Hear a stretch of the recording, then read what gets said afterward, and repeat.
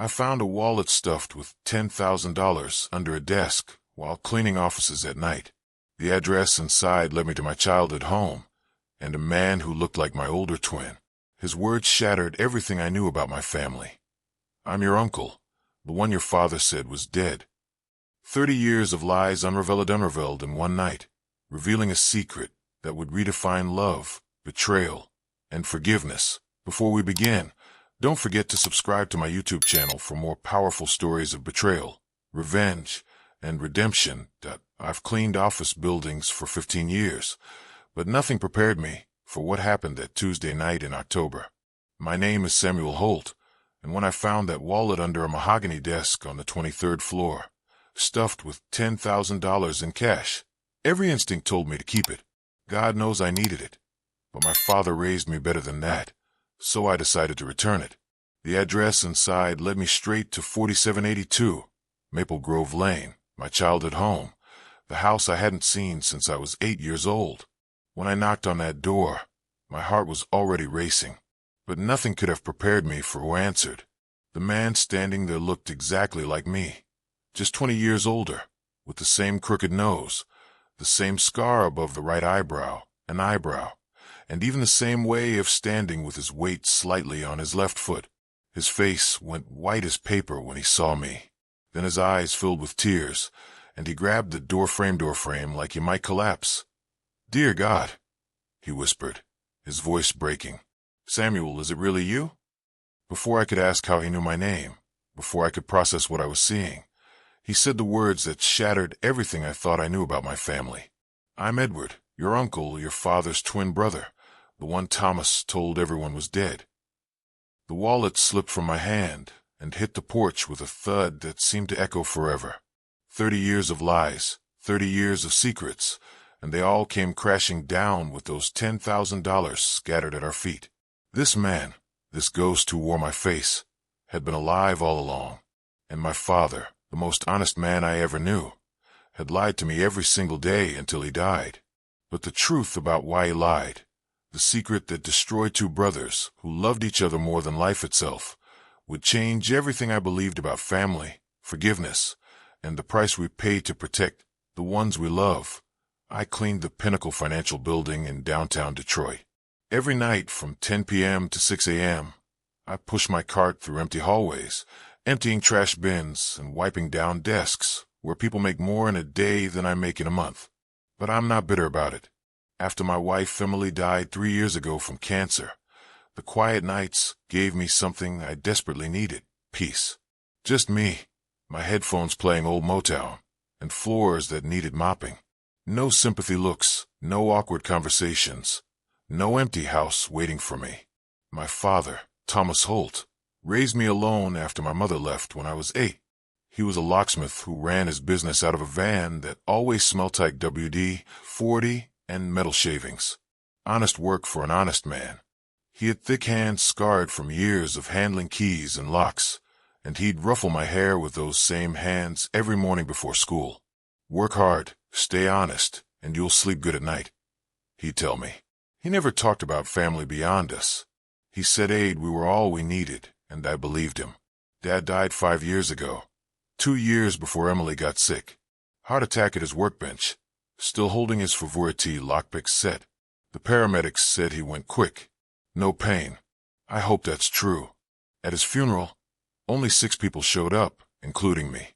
No extended family, no cousins or uncles or distant relatives, just a few customers whose locks he'd changed over the years.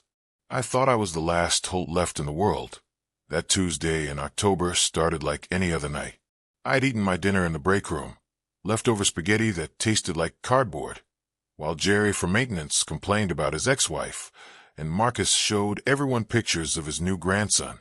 My supervisor, Vince Carter, called in sick around 9:30, coughing so hard I had to hold the phone away from my ear.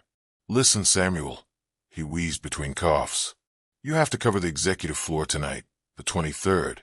Big Boss is coming tomorrow for some board meeting, and everything needs to be perfect." "That's not my floor, Vince. That's Terrence's floor. Terrence is in Miami at his daughter's wedding. Come on, man. I'm dying here. Just this once. Make sure you get under every desk, shave desk, and neck every corner. These executives notice everything. The 23rd floor was a different world from the regular offices I cleaned. When the elevator doors opened, I stepped onto marble floors so polished I could see my reflection. The air smelled desk and melted like expensive leather and that specific scent of money, like fresh $100 bills. Mahogany desks sat in offices bigger than my entire apartment. Original artwork hung on the walls, not those printed motivational posters about teamwork and excellence that decorated the lower floors. I started with the smaller offices, working my way toward the corner suite. Each desk had a nameplate smelt in a plate that probably cost more than my weekly paycheck. E. Harrison, Blackwood, Morrison, Mitchell. These were the people who ran the city from their leather chairs, making decisions that affected thousands of people like me without ever knowing our names. The corner office belonged to E. Mitchell, according to the gold nameplate. Chief Financial Officer. The space was immaculate, with floor-to-ceiling windows showing the entire Detroit skyline. The city lights twinkled below, like fallen stars. Emily would have loved this view. She always said the city looked different from up high, like all its problems got smaller. I was mopping under the massive mahogany desk when my mop handle knocked something loose. It must have been wedged between the desk base and the carpet. I bent down, my knees creaking in protest, and picked up a leather wallet. Not just any wallet, but the expensive kind with hand-stitching and buttersoft leather that probably came from some special cow in Italy. The monogram read EH in gold letters. My first thought was that E. Mitchell must stand for something else. Edward Henry Mitchell, maybe Ethan Howard. Rich people always had those kinds of names. I should have just put it in the lost and found box. Should have logged it with security and gone back to mopping. But something made me open it, and when I did, my hand started trembling so badly I had to sit down right there on E. Mitchell's expensive carpet. Inside were 5 thick bands of $20 bills, each wrapped in a paper band marked $2,000. $10,000 in cash. No credit cards, no driver's license, no business cards, just the money and a small folded piece of paper tucked behind the bills. When I unfolded it, my heart stopped. The address written in careful handwriting was 4782 Maple Grove Lane, my childhood home, the house where Dad raised me until that terrible year when everything changed. I sat in that executive office for 20 minutes, just staring at the wallet in my hands. $10,000. The bills were crisp and new, like they'd come straight from the bank. I did the math in my head automatically. For months of rent, the transmission repair for my truck that I'd been putting off, the dental work I needed but couldn't afford, maybe even a small headstone upgrade for Emily's grave. Something better than the flat marker I could barely manage. My hands wouldn't stop shaking. Part of me wanted to stuff the wallet in my pocket and walk out like nothing happened. Who carries $10,000 in cash anyway? Drug dealers, tax evaders, people who wouldn't dare report it missing. The security cameras on this floor had been broken for months, according to Terrence. Nobody would ever know. But then I heard my father's voice in my head, clear as if he was standing right beside me. Character is what you do when nobody's watching, Samuel. He told me that when I was 12 and found a $20 bill at the grocery store, he made me turn it in to customer service, even though I wanted to buy that new video game all my friends had. Sleep comes easy when your conscience is clear, son. The address changed everything, though. 4782 Maple Grove Lane. I hadn't thought about that house in years, and had trained myself not to. But seeing it written there brought everything flooding back. The maple tree in the front yard where Dad built me a tire swing. The basement where he taught me to use tools. The kitchen where Mom made blueberry pancakes every Sunday until she didn't anymore. We left that house when I was 8, right after Mom disappeared. One day she was there, the next, Dad was packing our things into boxes, his face like stone. Your mother's gone, Samuel. She's not coming back. That's all he ever said about it. We moved to a cramped apartment across town, and he sold the house within a week. Never explained why we had to leave so fast. Never explained why Mom left. Never explained anything. I pulled out my phone and called my cousin Melissa before I could stop myself. She lived in Chicago now, but kept track of all the family history and had one of those ancestry accounts and everything. If anyone would know about someone with the initials EH, it would be her. Samuel. She sounded surprised. It's almost midnight. Is everything okay? Hey, Melissa. Quick question. Have you ever heard of someone with initials EH in our family? The silence on the other end stretched so long I thought the call had dropped. Why are you asking about this? Her voice had changed, gotten careful. Just curious. Found something at work with those initials. Samuel, your father had a brother, Edward, but Thomas always said he died before you were born. Car accident out in California. My throat went dry. Are you sure he died? That's what your father told everyone. He made a big deal about being an only child after that. Said it was too painful to talk about. I only know because my mom mentioned it once when she'd had too much wine at Christmas. She said it was strange how there were no funeral arrangements, no obituary, nothing. Just Thomas's word that Edward was gone. Did you ever meet him, Edward? No, nobody did. He was already dead by the time I was born. Samuel, what's this about? You're scaring me. I hung up without answering. Why father never lied to me. Not once in 30 years. When my goldfish died, he didn't tell me it went to a farm upstate. When I asked if mom was coming back, he didn't give me false hope. He was honest, even when it hurt. So why would he lie about a brother? The next morning, instead of turning in the wallet to building security like I should have, I drove to Maple Grove Lane. My shift ended at 6 a.m., and by 6:30, I was parked outside my childhood home. The neighborhood looked frozen in time. Mrs. Rodriguez still had the same garden gnomes, just more weathered. The Pattersons' house still had that ugly green trim, just more faded. But 4782 looked different. New windows with expensive frames and fresh paint in a color Mom would have called sophisticated gray. The tire swing was gone, replaced by professional landscaping. Someone with money lived there now. Someone with the initials EH, who kept $10,000 in cash like it was pocket change. I sat in my truck for 10 minutes, engine running, arguing with myself. Return the wallet and get answers, or drive away and pretend I never found it.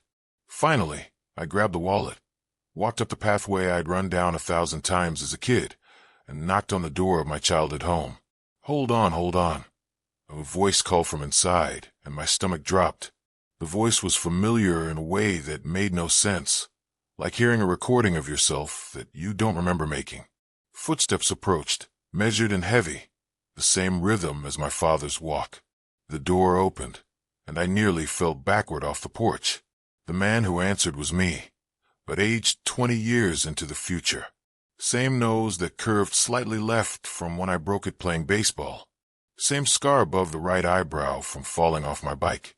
The same hands that were just a little too large for the arms, what Emily used to call my puppy paws when we first started dating. His hair was gray where mine was still black. Lines creased his face where mine was still smooth. But looking at him was like staring into a time machine mirror. We stood there frozen, both of us trying to process the impossible. His face went through a series of expressions: confusion, recognition, shock, and then something that looked like grief. "Dear God," he whispered, gripping the doorframe with both hands. "Samuel, you're Samuel Holt. How do you know my name?" His eyes filled with tears that he didn't try to hide. "Because I'm Edward Holt, your uncle, your father's twin brother." Twin brother? The words hit me like physical blows. Dad never mentioned a twin, never mentioned any siblings at all in 30 years. Not one single mention of having an identical brother walking around in the world. "You're supposed to be dead," I said, my voice sounding strange and distant. "Car accident in California before I was born." In a way, I was. He stepped aside, gesturing for me to come in. "Please come inside. You have my wallet." I held it up, still trying to reconcile this man's face with the lies I'd been told. $10,000. Just carrying that around? "My office. I'm the CFO at Pinnacle. C. Mitchell is my professional name." He laughed, but there was no humor in it. Small world, right? Thomas's boy is cleaning my office. If that's not cosmic intervention, I don't know what is. I followed him inside my childhood home. That wasn't my home anymore. Everything was different. The walls Mom painted yellow were now stark white. The carpet where I played with toy cars was replaced with hardwood. The whole place looked like a magazine spread, expensive and cold, nothing like the warm house where I grew up. He led me to the kitchen, which still had the same layout, but with granite counters and stainless steel appliances, where our old yellow refrigerator used to hum. This was where Dad made dinosaur pancakes every Saturday, where Mom taught me to tie my shoes, and where our family fell apart. Coffee? Edward asked, already pulling out 2 mugs like he knew I'd say yes. Answers, I said, sitting at a table that probably cost more than my truck. He poured the coffee anyway, his hand shaking slightly. I don't even know where to start. How much did Thomas tell you about me? Nothing. Absolutely nothing. You were dead. That's all I ever knew. And your mother? What did he say about why she left? Just that she was gone and wasn't coming back. I was 8. That's all he'd tell me. Edward sat down heavily across from me. Your father and I were inseparable growing up. Irish twins, people called us, even though we were identical. Did everything together. Went to the same trade school. Him for locksmithing, me for accounting. Best man at each other's weddings. Our wives were sisters. Did you know that? What? My coffee mug stopped halfway to my mouth. Laura and Lillian Morrison, your mom and my wife. They were sisters, 2 years apart. We met them at the same party, married them a year apart, and bought houses next door to each other. It was perfect. The 4 of us and our boys. Boys, I have a cousin. His face crumpled. Head, my son Noah is 3 months older than you. You 2 were inseparable, just like Thomas and me. Did everything together until he got sick. I don't remember any cousin named Noah. You were 7 when he died. Leukemia. He fought for a year, but we lost him right before his 8th birthday. That's when everything started falling apart. Why would Dad lie about that? Why would he tell me you were dead? Edward stood up and walked to the window that overlooked the backyard where I used to play. Because of what I did after Noah died. Because of how I betrayed him. Because he saved my life. And the price was that I had to stay dead. He turned back to me, and the pain on his face was so familiar it hurt. It was the same expression Dad had whenever I asked about Mom or why we left this house. Your father was the best man I ever knew, Samuel, and I destroyed everything he loved trying to save myself from grief. Edward walked to a cabinet and pulled out a manila folder, his hands trembling as he set it on the table between us. Inside were newspaper clippings, yellowed with age. The headline on top read, Detroit Union robbery attempt foiled. Suspects still at large. After Noah died, I lost my mind, he said, his voice flat and mechanical, like he'd rehearsed his confession 1,000 times. Lillian tried to help me, but I pushed her away. Started drinking heavily, gambling whatever money we had left after the medical bills. Lost my job at the bank, where I'd worked for 10 years. Lost our house. Lost everything. Lillian took what little we had left and went to live with her sister in Oregon. Her sister? My mother? No, their older sister, Rachel. Your mother stayed here, trying to hold your family together while watching mine disintegrate. Thomas tried to help me, gave me money, found me jobs, and let me sleep on your couch when I had nowhere else to go. But I was drowning in grief and rage, and I couldn't see anything except the unfairness of it all. Why did my boy die while yours got to live? Why was Thomas's family whole while mine was shattered? He pulled out a photo from the folder. 2 boys in baseball uniforms, arms around each other's shoulders, gap-toothed grins identical in their joy. That's you and Noah, 2 weeks before he got sick. I stared at the photo, and suddenly a memory surfaced. A boy who shared his candy. A boy who helped me build a fort in the backyard. A boy who disappeared. And then everyone was sad. And then we moved away. Your father had just gotten a contract to install new locks at the Detroit Credit Union. Edward continued. Biggest job he'd ever landed. He had all the keys, all the codes, everything. the old system and the new system. For 1 week, he basically had complete access to the bank. My stomach turned. No, he wouldn't. He didn't. But I knew about the job and knew about the access. I was desperate, broken, and convinced that money would fix everything. I could get Lillian back, start over, and maybe even have another child. I begged Thomas to help me. Just open the doors, I said. I'll do the rest. We'll split it. No one gets hurt. What did he say? He threw me out of your house. Told me I was dishonoring Noah's memory, that his son deserved better than a thief for a father. He was right, but I was too far gone to see it. Edward sat back down, looking older with each word. So I stole his work keys while he was sleeping, made copies at a 24-hour hardware store, returned them before he woke up, and planned everything for the following Friday night. You robbed the bank. No. I went there and stood at the door at 2 a.m. with the keys in my hand. I put the key in the lock, started to turn it, and then I saw my reflection in the glass. I saw what I'd become, this twisted, broken thing that Noah wouldn't recognize. I stood there crying, thinking about my son, about Thomas, about everything I was about to destroy, and I couldn't do it.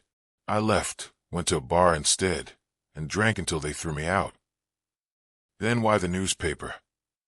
Because someone else robbed that bank the same night, 3 hours after I left, and used the same entry points I'd planned to use. The security footage was conveniently corrupted, but the police found my fingerprints on the door handle. The bartender remembered me, but couldn't pin down exact times. I was drunk and desperate, with motive and means and my prints at the scene. They arrested you. They came to arrest me. Thomas got there first. He told me to pack whatever I could carry and gave me $5,000, all the cash he had saved. Told me to run, start over, and never contact anyone again. Said Edward Holt died in a car accident out west, and whoever I become next better be worthy of a second chance. But what about the police? Thomas gave me an alibi. Told them I'd been with him all night, helping with inventory at his shop. His word carried weight. He'd never had so much as a parking ticket. They investigated him for months, but Thomas never cracked, never changed his story, even when they threatened to charge him as an accessory. Who really robbed the bank? They never caught them. The investigation went cold after 6 months, but Thomas paid for my freedom. His reputation was damaged. Clients stopped trusting him. Your mother couldn't handle the shame, the whispers, or the police showing up at all hours. She left 8 months after I disappeared. She left because of you. She left because of what I'd done to your father, to our family, to everything we'd built. And Thomas let her go because he knew she deserved better than the mess I'd created. He sold the house to pay for the lawyer he needed to keep the police away. Moved you to that apartment. Started over with just the 2 of you. Edward stood up and walked to a safe hidden behind a painting on the wall. I hadn't noticed it before, but then again, nothing in this house was what it seemed anymore. He spun the combination and pulled out stack after stack of cash, placing them on the table until they formed a small mountain between us. $200,000, he said quietly. I've been saving it for 30 years, every bonus, every raise, every investment return. It was supposed to go to Thomas. I was going to find the courage to face him, to make things right, but it died before I could. Heart attack, alone at his workbench. I didn't even know until I read the obituary 3 days later. This is guilt money. No, this is love money. Every dollar earned honestly. Every dollar a reminder of what Thomas sacrificed for me. It's yours now, your inheritance, what your father should have had. I stood up and dropped his wallet on the table next to all that cash. Keep your money, both amounts. Samuel, please. You don't understand. I've been watching you for years. He pulled something else from the safe, a photo album. Look, inside were pictures of me throughout my life. My high school graduation, taken from the back of the auditorium. My wedding to Emily, shot from across the church parking lot. Emily's funeral, where I stood alone in the rain while everyone else had left. My father's burial, captured from behind a tree. You were there at Dad's funeral. I've been at every important moment. Always in the back. Always in the shadows. A ghost watching the life I gave up. Watching Thomas raise you to be the man I couldn't be. Watching you become everything Noah might have been. That's when he really broke down. Not gentle tears, but body-shaking sobs that seemed to come from somewhere deep and broken inside him. This successful man, in his expensive house, falling apart in the kitchen, where we once ate meals as a complete family. I have everything, he choked out. Money, position, respect. The executives at Pinnacle think I'm brilliant. And I trade it all, every penny, every achievement, for one more day with my brother. One more chance to tell him I'm sorry. One more moment to thank him for saving my worthless life. I stood there, watching the stranger who wore my face cry for the brother who raised me, for the father who kept his secrets, for the family that one moment of desperation destroyed. He forgave you, I said finally. Edward looked up, hope flickering in his eyes. How do you know? Because he never told me the truth. He could have explained why Mom left, why we lost everything, and could have made you the villain to make himself the hero, but he didn't. He protected you, even in your absence. That's forgiveness. Or shame. No, Dad didn't do shame. He did love, even when it hurt. Especially when it hurt. I made a decision then. Get your coat. What? We're going to visit Dad. An hour later, we stood at Thomas Holt's headstone in Woodlawn Cemetery. It was a simple marker, nothing fancy. Beloved father, honest man. That's all it said. That's all it needed to say. Edward fell to his knees on the wet grass, talking to the stone like Dad could hear him, apologizing, explaining, thanking, and crying. 30 years of words spilling out into the October air. I stood back and let him talk, let him purge the poison he'd been carrying. He said something before he died. I told Edward when he finally went quiet. I didn't understand it then. He said, "Take care of your family, Samuel, even the ones you can't see." I thought he was talking about Mom, wherever she is, but he was talking about you. Edward comes for dinner now every Sunday. We don't talk about the money, which he donated to the Leukemia Foundation in Noah's name. We talk about Dad, about Noah, about the years we lost, and the time we have left. He offered me a job at Pinnacle, a real position with benefits and a salary that would change my life. I turned it down. I'm still cleaning offices at night, pushing my cart through empty hallways. But now I understand something Dad always knew. Honest work isn't about what you do, but how you do it. Sometimes Edward joins me on my shifts, the CFO of a Fortune 500 company mopping floors at 2 a.m., telling stories about him and Dad as kids. Last week, I found another wallet. This time, I didn't hesitate and returned it immediately to its grateful owner. Edward was with me, and he smiled. Thomas would be proud, he said. He was proud, I corrected, of both of us. If you're reading this, remember that family isn't just blood. It's the choices we make, the secrets we keep to protect each other, and the forgiveness we offer, even when it hasn't been earned. And sometimes, just sometimes, what looks like a curse turns out to be a blessing. That wallet gave me back the family I never knew I'd lost. Fire, thanks for listening. Sparkling hard if this story moved you. Share it with someone who needs it. Drop a comment with the part that hit you most. And don't forget to subscribe for more powerful stories.